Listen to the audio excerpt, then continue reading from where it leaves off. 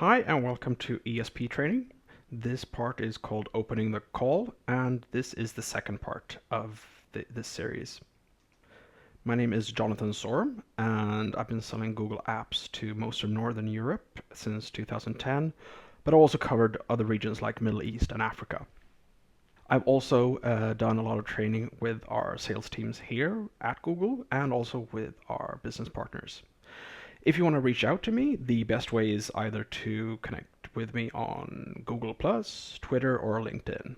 The easiest way is just searching for my name, Jonathan Sorum, and you should find me. But I'll give you the contact details at the end of this training. So if we look at where this training fits into the overall training program for ESP, this is the second part, which followed up on the introduction to the enterprise sales process. After this, we will go into the qualification and the discovery stages. So if we're going to look at the agenda for today, we have the introduction, what is the opening of the call and why do we need it? We will look into how you open the warm leads, a bit about the characteristics of cold calls, and finally we will look into the 4 stages of opening a cold lead. So let's get cracking, and first let's talk a bit about the introduction here. First of all, this material should be treated as confidential, and you shouldn't be sharing this with anyone outside of your company. There won't actually be any confidential product information in this training, but it's a policy we'd like our business partners and our Google employees to adhere to. Now, let's look at the need for an opening in a sales call. Before we get to the qualification stage, we most often need to make some sort of introduction of ourselves and get the customer interested in talking to us. So this is why there's a need for an opening to a call.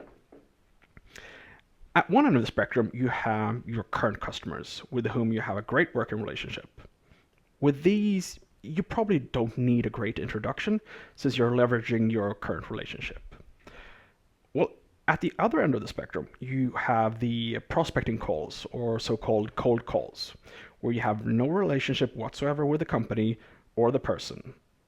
In these cases, you need to focus a lot of attention on your opening because you want the customer to engage in a conversation with you.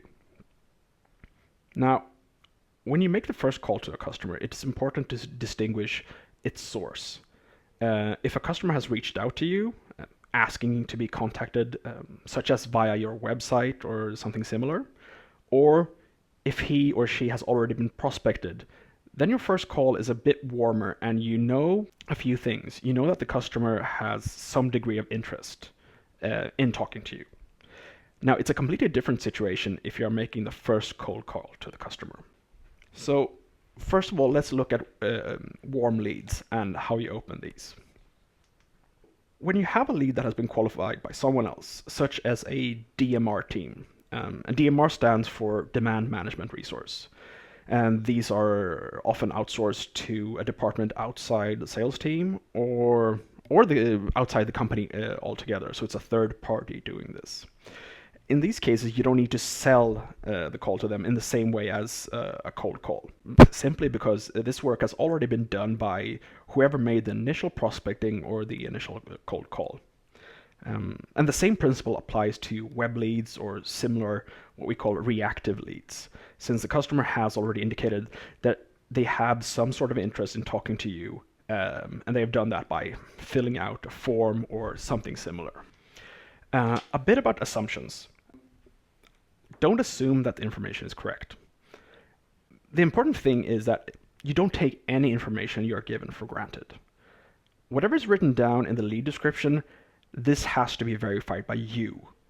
So the information the customer wrote into the contact form or the lead details or whatever the DMR team has qualified, use these as conversation starters. But don't assume that the information is correct, or you will sooner or later get some nasty surprises down the line. So if we look at the general workflow for opening a warm lead, it's number 1, introduction, 2, confirm that you have the right person. 3, state your reason for calling. And the last stage is where you transition into the qualification of the lead. So let's look at introduction then. First of all, you need to state your name. Second, job title. Now, I've written 3 examples here. They're just examples of titles that you can use. But you need to refer to your sales team to see what the best practices are. When it comes to company name, there are some things that you got to keep in mind here. If your company has different departments and the customer has previously only spoken to a different one than you're actually in, so in this case, they will actually be expecting that the call is about something else than it actually is. In this case, consider spelling it out for the customers that you're calling from a different department than the one they're used to. So some suggestions would be like the business department, business team, cloud solution department, etc., etc. You could use Google Apps or any of the product names that you are selling. So after the introduction, the second step is very easy. You just have to confirm that you're talking to the right person. This is very easy. You just look in the lead description and you check the name. And you ask if this is Mr. So-and-so that you're speaking to. A second thing to double check is the job role. Ask the person about their job role. It's important to know how high up in the organization you are actually selling into. This is going to be very important at later stages, but you can just as well make sure that you know what you're dealing with from the very start. So after you found out that you're speaking to the right person, the next step is the reason for calling. This is very important. It's not as crucial to the success of the call as when you're doing cold calls, but it's still very important. Here you'll want to refer to whatever the previous interaction was with the customer. So let's have some examples.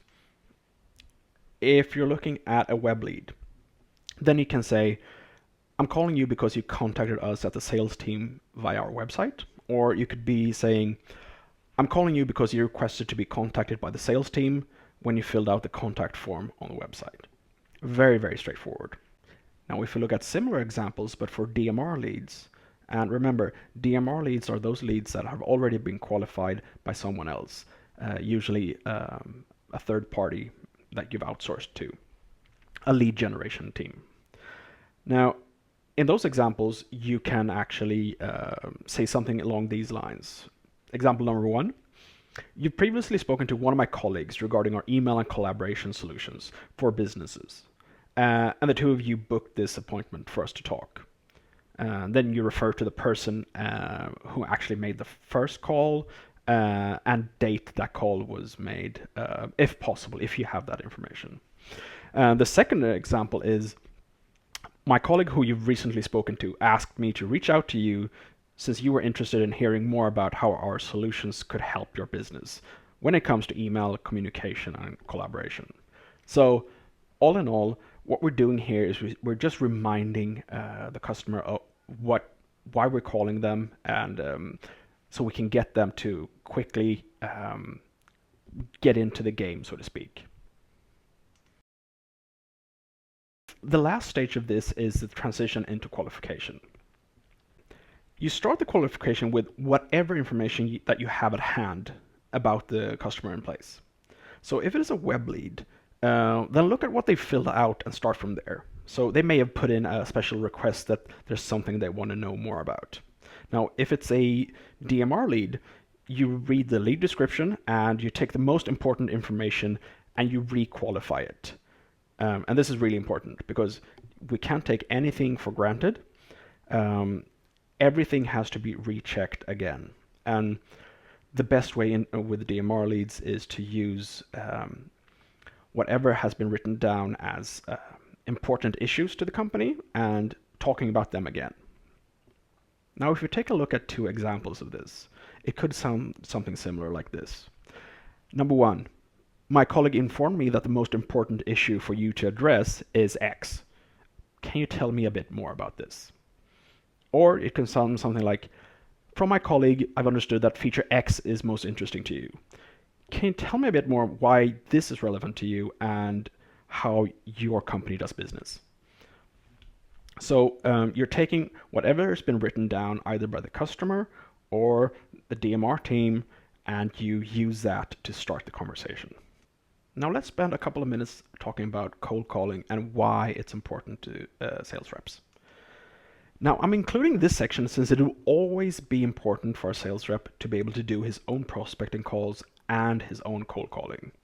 Now even if you have this function outsourced, it's a core skill that every sales rep should have and must have, because you can never know what the circumstances will be, and you might find yourself in a situation where you're not getting enough leads.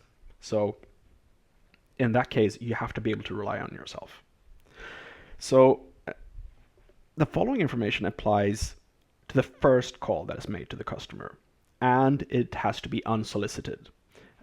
So the customer hasn't filled out a web form or in any way indicated that they want to be contacted by you. So it's not reactive, but it's proactive.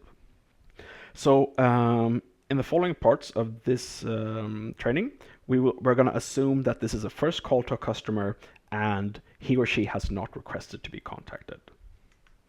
So let's look at the components of a cold call. We have first the opening, then we move over to qualification and discovery, and it ends with, and every call should end with, some clear next steps. And we have several options here. Next step could be a follow-up call. It could be that you're continuing discovery, or you could actually be transitioning into solution validation.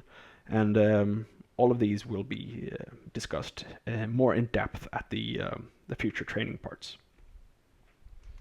So why do we need a solid opening? So before we dive into the world of qualification and discovery, we first need to address the opening of the call. And I keep repeating that because it's so important. It's a very common mistake among sales reps to engage the customer in a sales conversation and you don't even know if the customer wants to talk to us. So too many people simply jump into the call and start shooting questions at the customer before even knowing if they're interested in talking to us or not. So that is why most sales calls are usually dead after the first 30 seconds. Now, after the call, it may look like it's a valid opportunity, a valid deal that has been created, but in these cases, it's just because your customer is being polite to you and not hanging up or telling you to never call them again. It's actually preferred that the customer does hang up, because then you aren't tricked or you aren't fooled into thinking that this is a deal that is worth pouring more time and more resources into. So never mistake politeness for genuine interest. Now, sometimes you've got the customer to listen and talk to you, and this is going to be solely because you have very good people skills. The problem here is that the customer has no real intention in taking the steps which we can outline that are necessary for the customer to take for the deal to close. So this final points need to be highlighted. It's only a valid opportunity if the customer is willing to take action. So answering your questions, that is not taking action. So make that distinction very, very clear. Let's look at some of the goals of the opening. Number one, we need to grab their attention. Number two, we need to earn the right to talk to this customer. And the third one is we need them to take action, and the right type of action.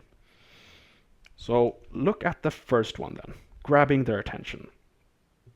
Now, this is important because you probably just interrupted the customer when he was doing something else. In fact, in most cases, he is still doing whatever he was doing.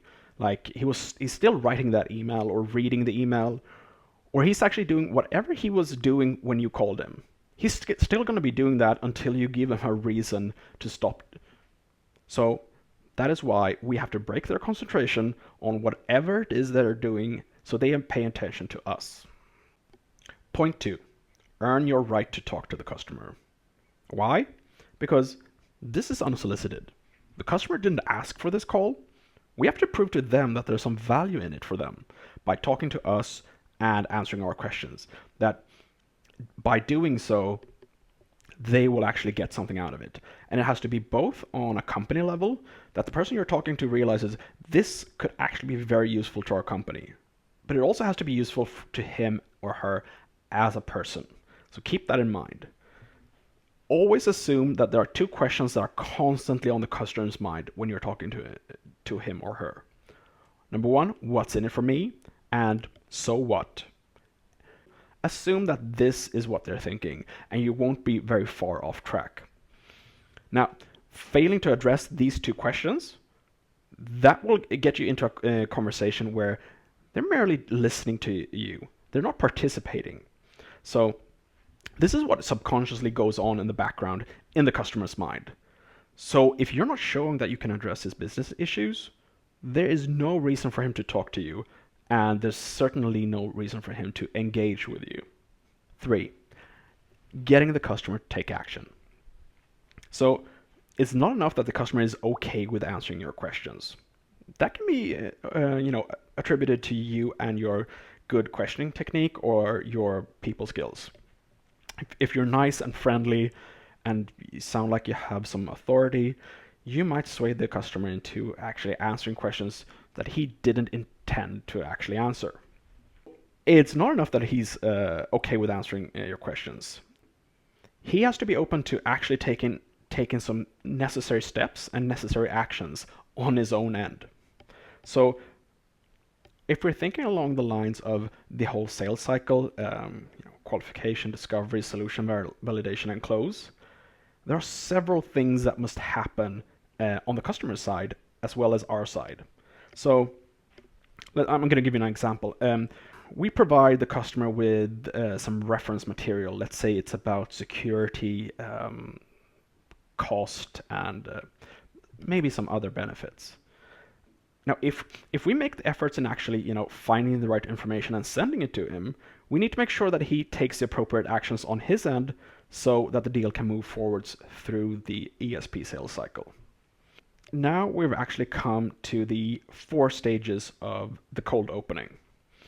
Now, there are 4 parts of it. So a cold call should go through these 4 steps: introduction, reason for calling, asking a question, and the 4th and final one is about product knowledge. And it's quite similar to the warm leads, but we're doing it in a different way. And we're doing it because we need to spark some interest. Introduction. Why is it important?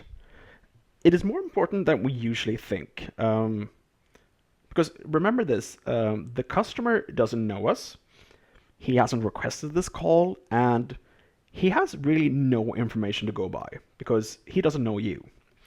So, instinctively, he will grade you after the first couple of seconds, and he will think, is this person a benefit to me, or is it a nuisance? Is he just an annoyance, wasting my time? This is the reason why you have to have a really good introduction that sounds very professional and to the point. So this is why it's important that you can actually communicate on these 3 different dimensions, or these 3 different aspects. And these are things that are going on in the back of the head of the customer while you're talking to him. So we need to address, number 1, legitimacy. The customer will be thinking, is it okay for me to spend time with this person who's calling me?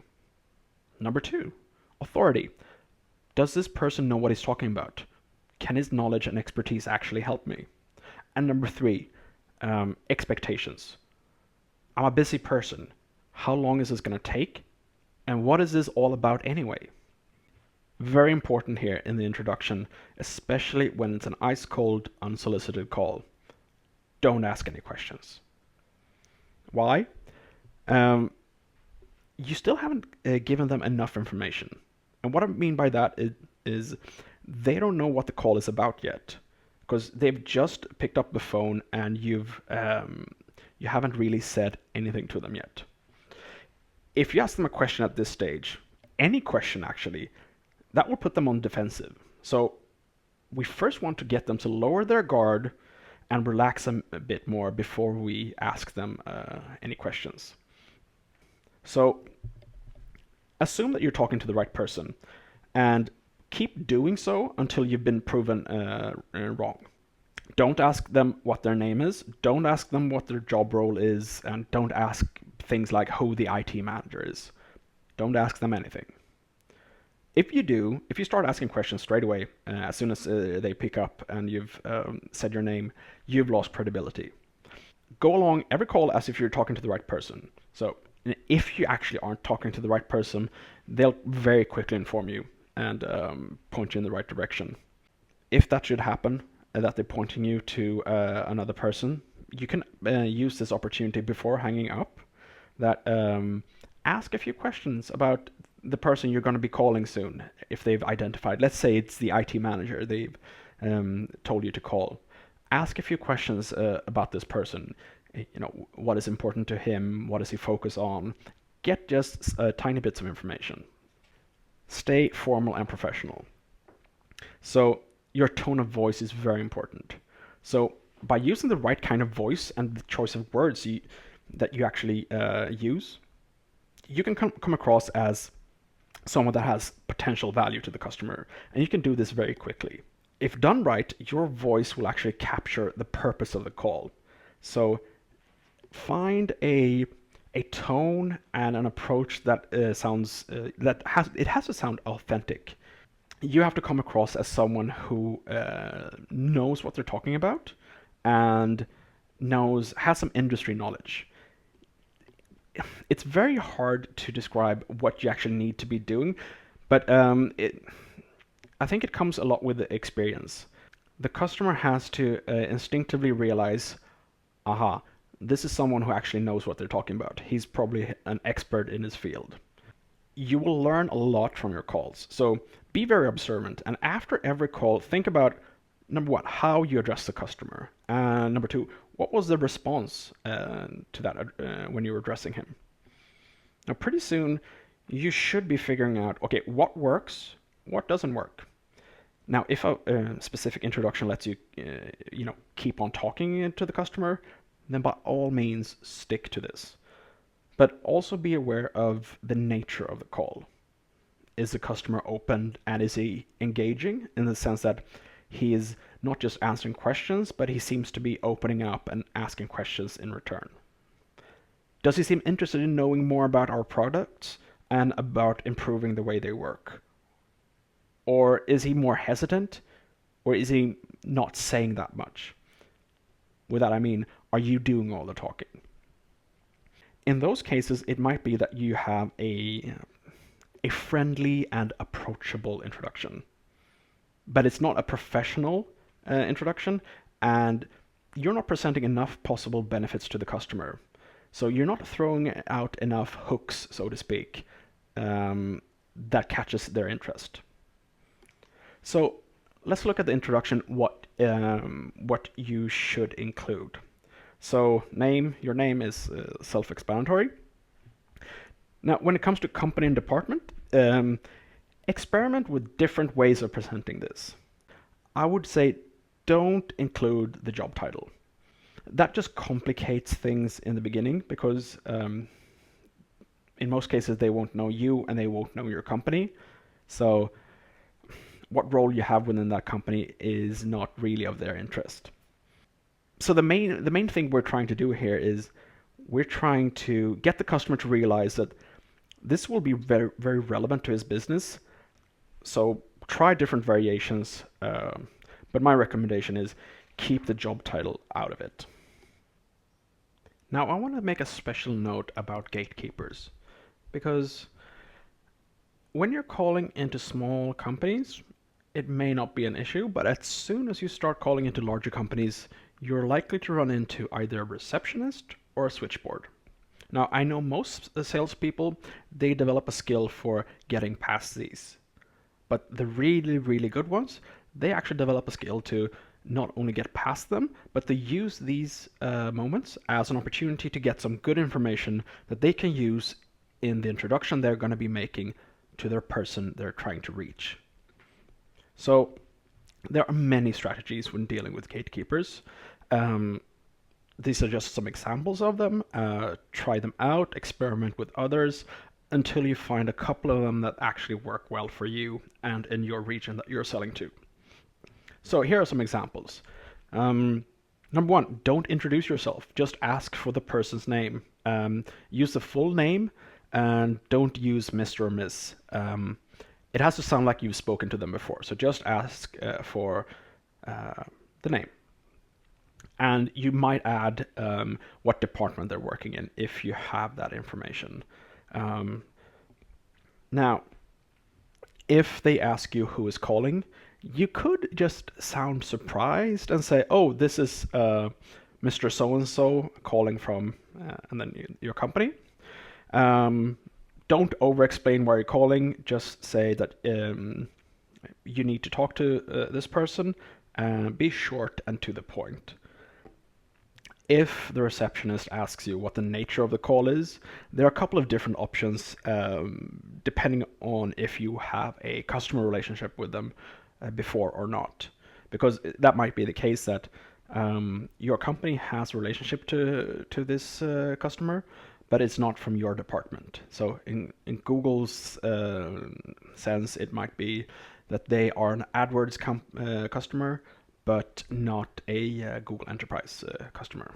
And if you're a business partner, you might have sold other IT solutions or services to them, but not cloud solutions.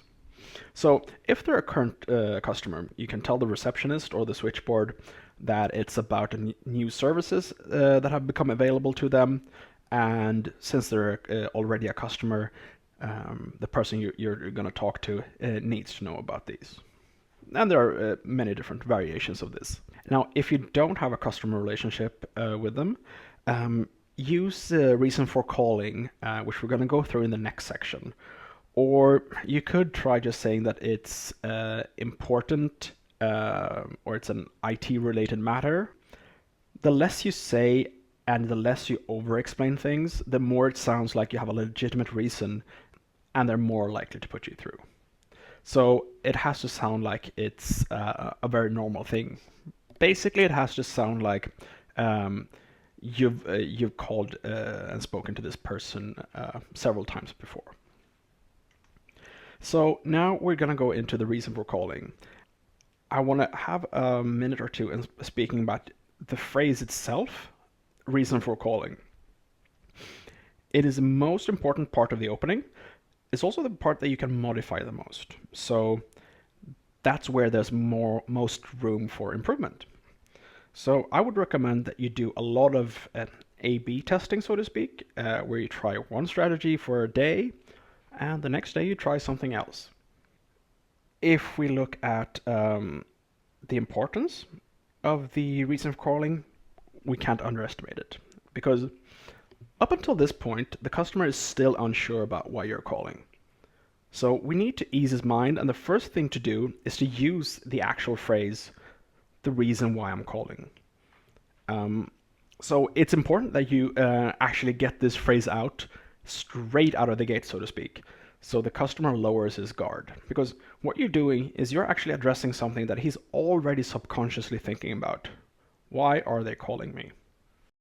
If we're going to talk a bit more about the phrase reason for calling, you can actually say it in different ways, but the essence of the phrase has to remain the same, that you're delivering a promise of an explanation of why you have made this call. So you can use wording like, I'm calling you because, or we're reaching out to you because. And the word because is also very powerful. It gives them a promise of an explanation that's going to come about why you are talking to them. If there is a previous relationship between your company and the customer on any level, you could use the phrase, I'm calling you because you're a business customer of ours. Now, after you've opened up with the phrase, I'm calling you because, you actually have to deliver the reason for calling. So the first thing we do is we state a problem or an issue, and we're then going to follow up with a value statement. So the best way, I'm going to use Google Apps here as an example. The best way to state the reason for calling is to take a product benefit and let's say Google Apps, and you turn it into a problem that you can solve. And this has shown that this is the most potent way to grab the customer's attention, is you using a problem and you followed by a value statement. And we can use phrases like what we've seen from companies in, and then you use the industry of the customer. So you can also use an example of another industry if you don't know what industry you're calling into. And that would sound like many companies in industry X are facing issues with, etc., etc. Or you can basically refer to a segment if you know roughly what the size of the customer is in regards to employees, etc. You can say something like many of our SMB customers are facing issues with. The reason why we're using two elements here is a business issue or a business problem, and we're also using an industry. The reason why we're using these two components, a problem and an industry, is this tells the customer that you're calling about a legitimate issue and it's going to be relevant to him and his company. Because companies always compare themselves to their peers. So by using the words in your industry, we have implicitly told him that, number one, there's an issue. Number two, others have it. And number three, we're also actually saying that he probably has it as well, or at least he should be concerned about it. Because if you're mentioning the right industry or right size of a company, which shouldn't be too hard to find out before you're making the call, you can actually make this statement. And you're not saying it out loud. It's very implicit, and it's very, very powerful. So the second part of this is the value statement. So after describing the problem or the issue, and it should be an issue that is stated as it's a common thing in their industry, we have to give them a reason to really, really start listening, because we've now described something negative. We have to give them something positive as well. So the value statement is meant to draw them into the conversation, because in a call, after I would say the first 10-15 seconds, the customer will start thinking subconsciously in the terms of what's in this for me. So we have to give them a sort of a teaser about potential benefits, and they might actually get these potential benefits. So the best way to show that there are benefits would be to use a reference of some sort. And here you can actually use the old strategy of feel, felt, found. And with this, we're dealing with things like, this is what other companies have felt, and this is what they found after using our solutions. So we're actually delivering a general or an unspecific reference, but it's very, very effective. So let's look at some examples here. It could be along the lines of, the reason why I'm calling is that many of our customers in the media industry are facing issues with not having access to emails and important business documents when the staff is outside the office. What we've seen is that after switching to a cloud solution is that and then we go on with describing some benefits.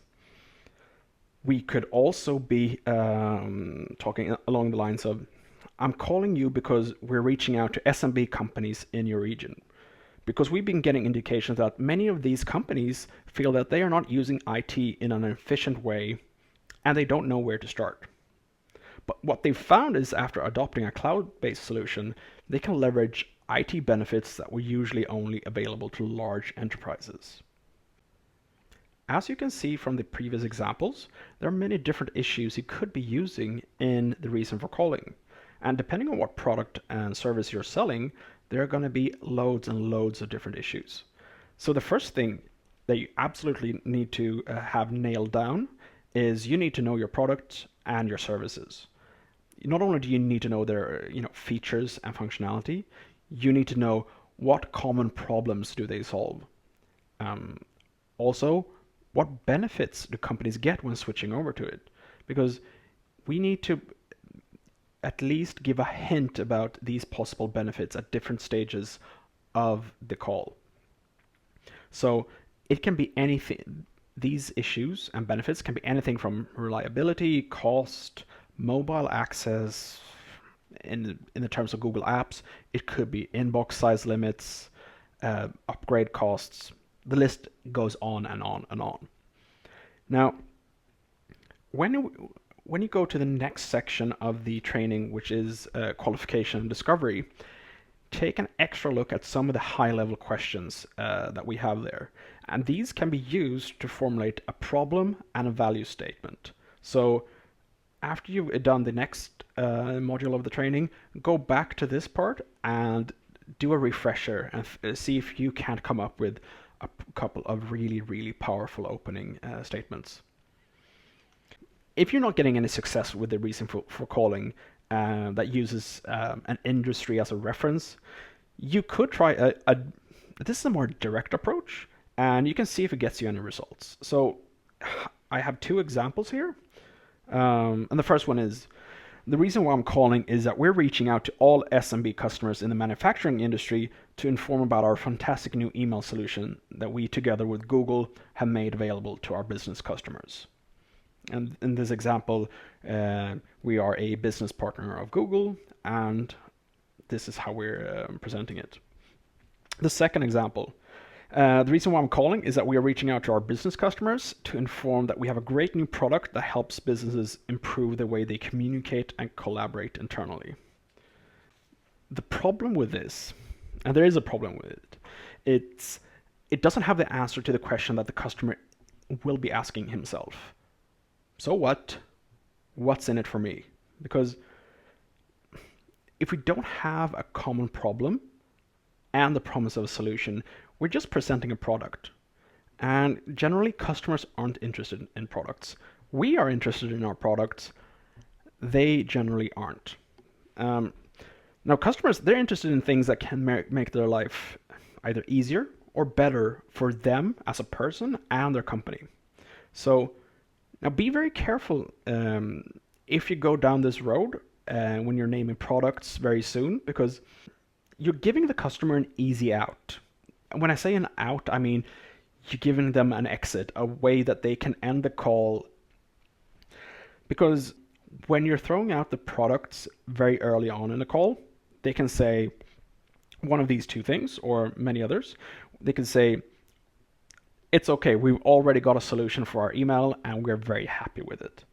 Or they can just be saying, I'm not interested in buying anything new right now, so I'm hanging up. It is a judgment call you have to make, and if you're not getting success with the industry problem and the promise of a solution, maybe it's worthwhile analyzing, okay, what am I actually saying to them in this stage? Because the solution usually isn't that you're going to throw out your product names and your product benefits so soon. So now we've reached the third stage of opening the cold call. To recap, we first started with our introduction, where we're trying to come across as someone who knows what they're talking about, who has some expertise and some authority.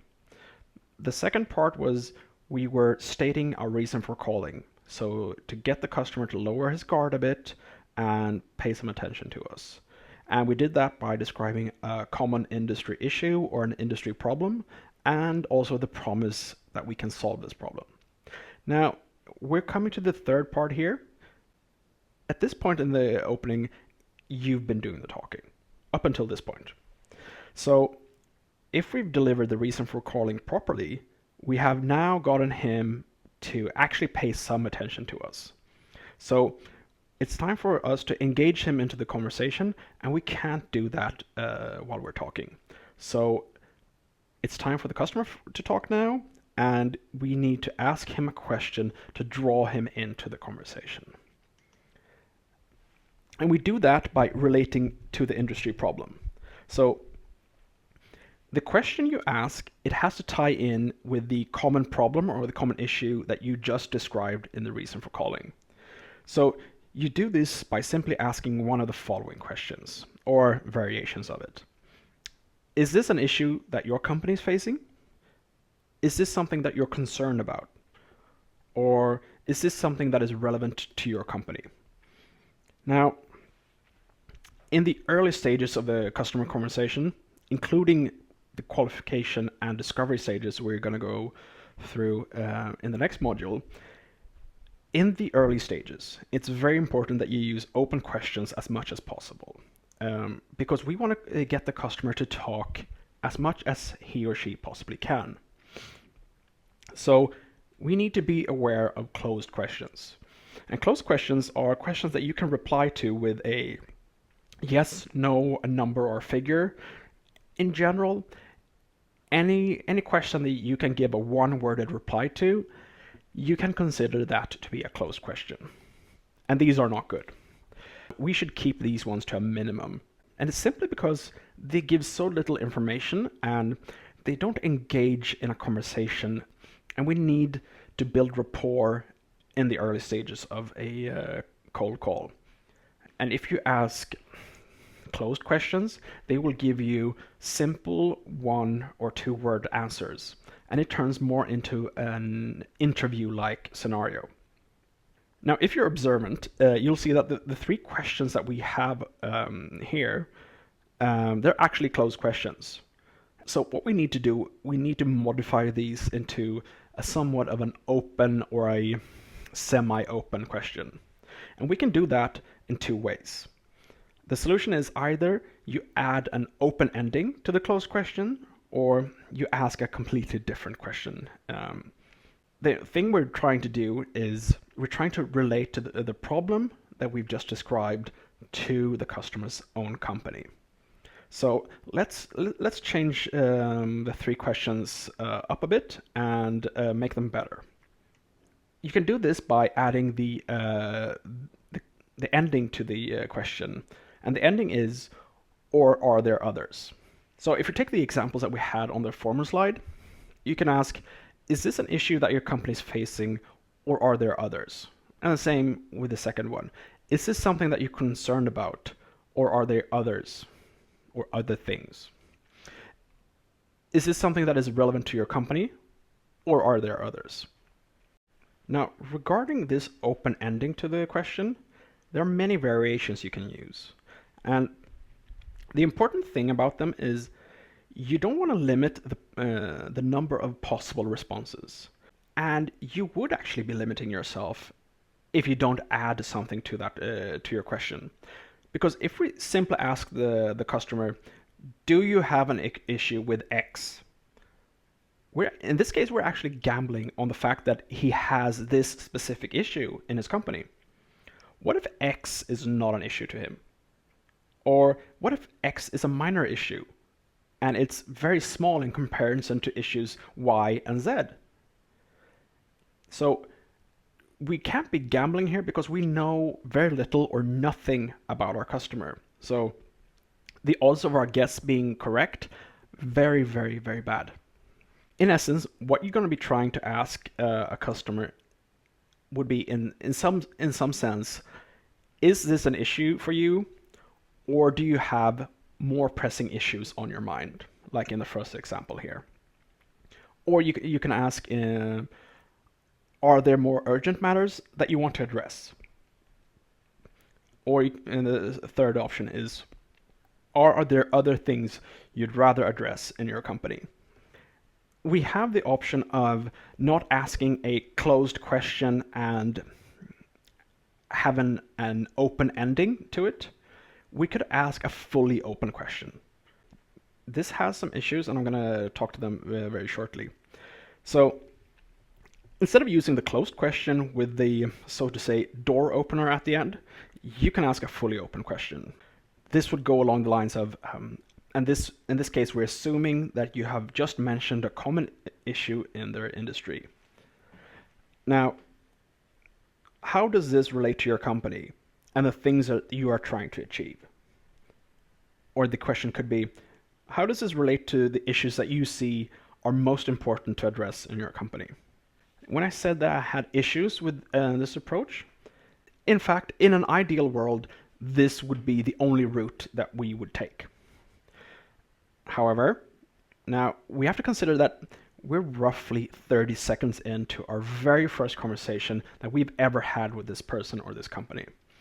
Now, it may be that thanks to a good opening, we've earned the right to talk to this customer by using a proper introduction, reason for calling, stating a problem that actually seems relevant to them.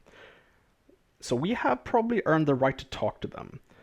But it's another thing to have the right to ask questions about their IT and their business strategies. So, in my opinion, it's probably too soon into the conversation to ask a question like this.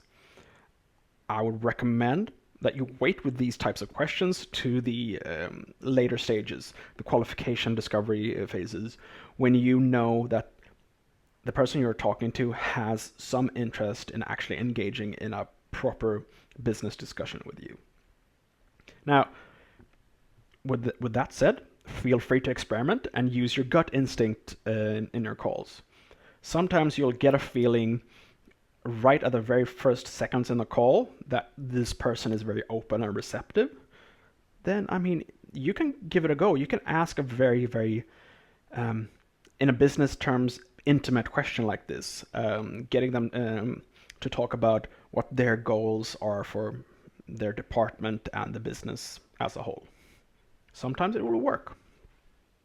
So now we're at the fourth and final stage of the opening of the cold call. This is about product knowledge. So after you've asked a question and you got the customer to engage in conversation, it's time to move the conversation slightly towards our products. In this case, it's because we want to see if there's any point in investing more time on this customer. Also, we want to have a natural give and get to the flow of the conversation.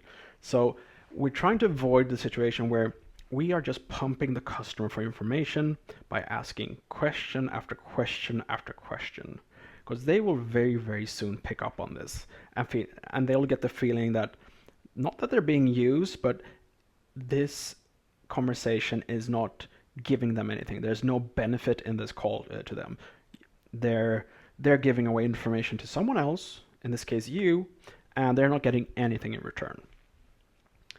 So now we're going to give them something back, and this back and forth giving and getting, this has to go on through the entire sales cycle.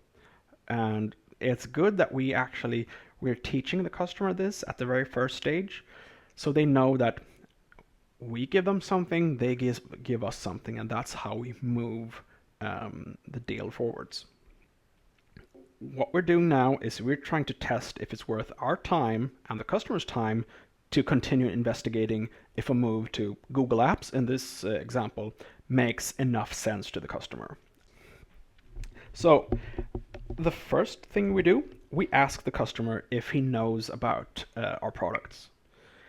If he doesn't, or if he knows very, very little, we have to deliver some sort of elevator pitch. If he does know about the products, then we don't actually need to do the whole pitch. We can just focus on what are the benefits, confirming what they hopefully already know. So about the elevator pitch, this is, I think, one of the most crucial skills a sales rep has to have. There are going to be many situations when you have little to no time to get the customer interested, and you have to be able to give him a quick overview of what your products or services actually do. And you have to be able to do this whenever it's required. You may find yourself in many situations where you have 30 seconds or less to actually deliver them something concrete. And that's why it's called an elevator pitch, because you have to be able to deliver it in the time it takes to step in and step out of an elevator. I would say this doesn't come naturally. That means you have to practice. You need to practice this pitch. You need to practice it over and over. And I would say in the beginning, write it down.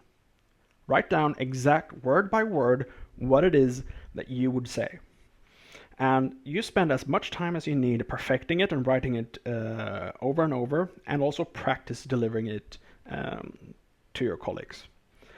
And there may be some standard templates that you use in your team, but you have to use a pitch that you have created, because it has to fit your style and it has to be using your own words. Otherwise, a customer will hear that straight away when you're using words that don't come naturally to you.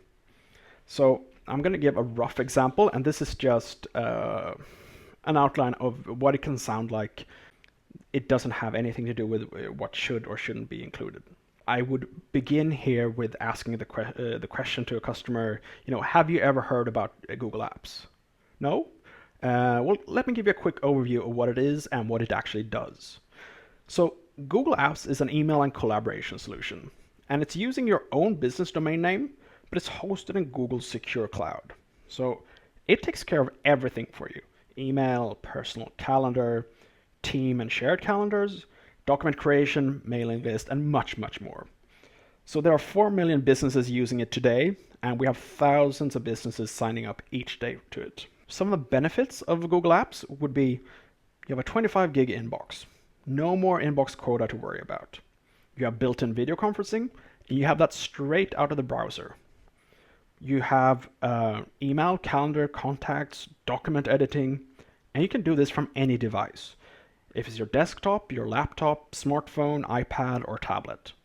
You also have world-class spam and virus protection, 99.9% guaranteed uptime, and 24-hour support 7 days a week. Now, in all honesty, this is probably a bit too long to be an elevator pitch, because I highly doubt that was 30 seconds or less. So you could actually shorten this down, and I recommend that you have a good couple of pitches. One, a 10-second pitch. Explain to me what it is. You should be able to do that in 10 seconds. A 30-second pitch and a 1-minute pitch. So the level of detail will of course vary with the length of the pitch, but do prepare to have at least 2 or 3 very quick and to the point pitches, and being able to deliver them without hesitation, and they have to be crisp, and you have to sound like you know what you're talking about. In the example where the customer actually knows about the product, we don't need to do the full pitch, because he already knows what, and this example, Google Apps, he knows what it does. He knows that it's email hosted in the cloud, so spending time talking about that again would just be redundant and would bore our customer. So instead, summarize some of the key benefits that Google Apps have, and summarize them. So this could sound like, as you know, there are many benefits of using Google Apps compared to traditional email hosting. You get 25 gig inbox, no more quota to worry about, video conferencing is built right in, email, calendar, all of it works right from your smartphone, iPad, or tablet, and you have the best-in-class spam and virus protection. After we've done that, either the elevator pitch or we've refreshed their memory regarding the benefits, it's time to ask them another question. So at this point, we want some indication of, is this worth transitioning over to the qualification and discovery? Are there any possible benefits right now from the customer's point of view? So we're testing him to see, does he see any point in moving this conversation forwards? And we do this by asking them to compare what we've just described to what they're currently using. So this could sound along the lines of, what benefits do you see if your business was using a solution like this? Or how does this compare to what you're currently using? Or how does this match up with what you're using today? The opening is not only about, getting the rights to talk to the customer and having a business conversation. At the end of the opening, you have automatically smoothly slided into a qualification where you are talking about the core business needs of the customer. So now let's have some good questions that you can use. And I've described 4 different examples here that you could be using in the initial stages here of the qualification. And it's important that the questions that you're asking in the beginning are both, they should be open, so you get a full spectrum of information, but it gets the customer on the right track. A good way of doing this is asking them about what they would change about their current solutions or some improvements they would like to have. And the examples were, if you were to grade your current solution from 1 to 10, how would you grade it? And this time, in this case, he would probably say, anything 8, 9. No one ever says 10, because there are always improvements that you can make, no matter what you're using. So when they say the number, let's say they say 9, you just follow up by the question, what would it take for you to give it a 10? What's missing? What would you actually need to have for this to be a 10 out of 10 solution? And other questions. If you could, what would you improve on your current email solution? Or what functionality do you think the employees would like to have?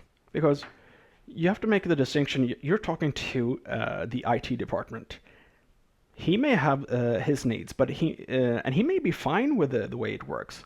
But you may have a support department or top management that have been complaining about certain functionality that they're lacking, or there's something not working in the way that they wanted to. So we have to distinguish between what IT wants and what the rest of the company also wants.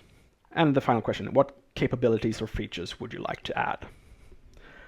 So these are some good questions to get you started, but we're going to talk more about these qualification questions in the next training session. So just to summarize, when you're opening a cold call, what you're doing is you're introducing yourself with authority and expertise. You're talking about an industry problem.